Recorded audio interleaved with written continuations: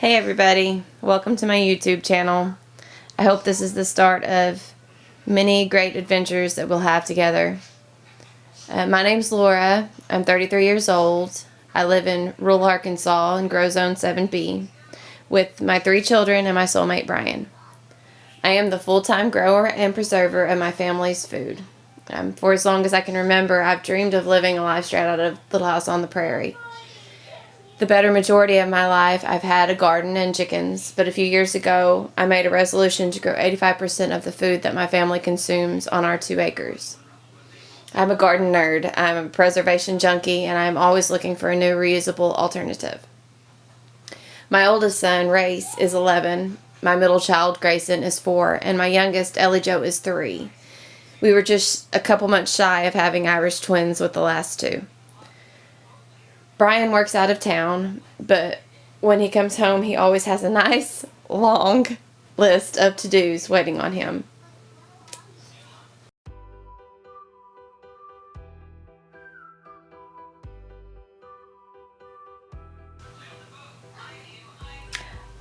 I'm not sure I even knew that I wanted to homestead. Honestly, I think I just started collecting animals, plants, and seeds, and it kind of snowballed from there.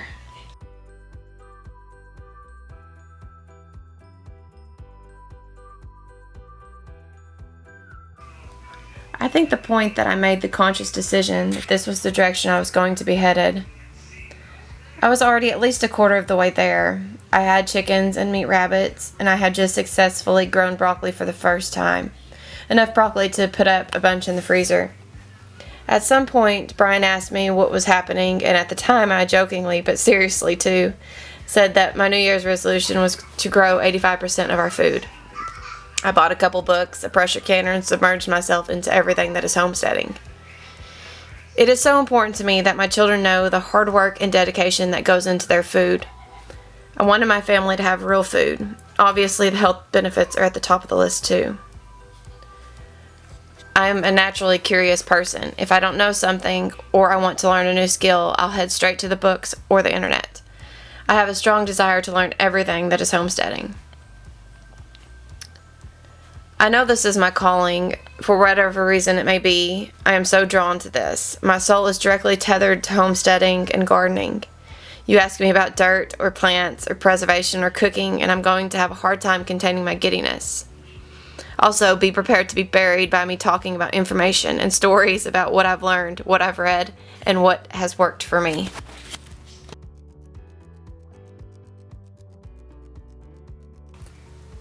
There isn't really a cool story to tell. Actually, it's the house that I was raised in.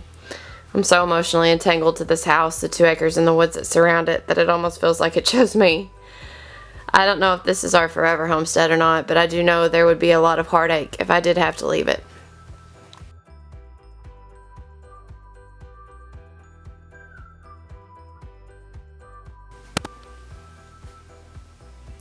I don't really strive to be fully self-sufficient, just as self-sufficient as possible. I'd like to rely less on others and more on ourselves and what our land can provide for us. We don't have solar, maybe someday, but definitely not on the immediate goal list. We have city water, but are in the process of laying plans to have a well pump set up to water our gardens and our animals. We still love fast food and takeout. We probably still order out or have fast food once per week. It's definitely something that we could work on. We keep some things like ramen noodles, pizza rolls, and SpaghettiOs on hand, especially for during the summer. It just makes life easier. But most of our meals are from scratch. We rely on the grocery store for rice and seasonings and things like flour and cooking oils, sugars and pastas, some fruits, our snacks, some drinks, and our dairy needs, and of course mac and cheese.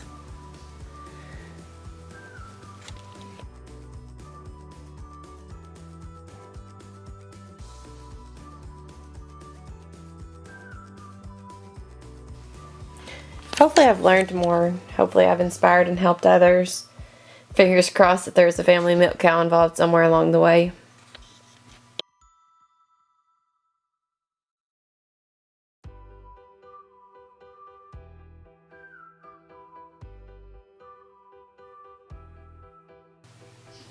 Our content will definitely vary. We are very busy people. The kids are always loud and dirty. My kitchen is halfway through a remodel, so you'll have to overlook the mess. I hope to share some gardening tips, canning tutorials, and recipes. I'm never going to claim to know it all. I won't claim that my way is the right way. It's just simply the way that works best for me.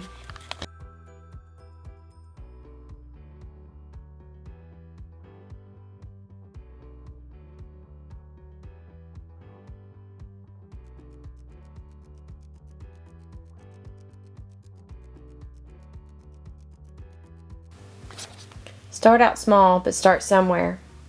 Just because you aren't in the position, geographically speaking, to homestead doesn't mean you can't start honing your skills. Start with a windowsill herb garden or a small microgreen setup. Buy some books, read some blogs. There are a lot of good homestead YouTube channels comprised of some genuinely good people who I have learned a lot from myself. Start developing a producer mindset and retire the consumer mindset. Study the products you are buying regularly at the store. Reflect in and decide what products you need and love, or what you could probably do without. Set some realistic yearly and monthly goals. Slow down to enjoy your progress. Keep a good calendar. We keep our planting dates and hours, when I start the seeds, when we transplant, and this year I want to focus on keeping up with the date that the different varieties of plants give up. We keep up with vaccination dates, breeding and litter dates, and animal processing dates. It is also really helpful to keep up with a farm journal. I didn't do as well this year writing everything down, but typically I keep up with the number of plants of each variety that end up in my garden, how much of the different things that I preserve. When I run out of something in our pantry, I can look back and see how much I planted, how much I put up in the pantry, and then adjust how many plants I need to plant the following season. I also keep up with the cost to raise our meat animals, the initial cost of the animal feed, and the processing fee. And then their yielded meat weights. That's a good way to see what we are spending to actually raise our food per pound, and it helps me to find ways to be more frugal. I think the best piece of advice I could give you is to keep learning. If something goes wrong, try something new. Don't get discouraged when things go wrong, because they inevitably will go wrong. Animals and plants will die, things will break, it will be hard and heartbreaking, but the bad times will never outweigh the feeling your soul will have during the good times.